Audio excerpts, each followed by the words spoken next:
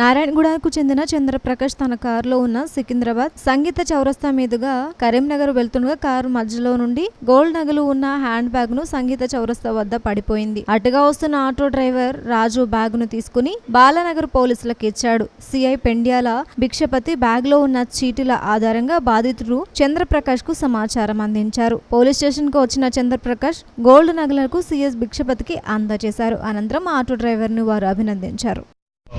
అప్పగించడం అయింది. అప్పగిస్తే ఇక్కడ ఉన్న మా హెడ్ కానిస్టేబుల్ రాఘవరెడ్డి అందులో ఉన్న అందులో ఒక స్లిప్ కూడా ఉన్నది, గోల్డ్ పర్చేజ్ చేసిన స్లిప్. అందులో ఉన్న ఫోన్ నెంబర్ ద్వారా మేము ఆ ఓనర్స్ని ట్రేస్ చేయడం జరిగింది.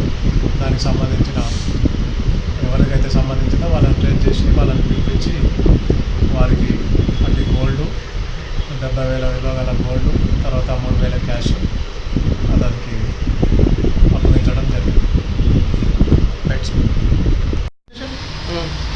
ఎక్కించుకొని వచ్చిన సవారి ఆ బ్యాగ్ కనిపించింది. బండి ఆపి బ్యాగ్ తీసుకొని వచ్చి పే చేసి వెళ్ళిపోయాం.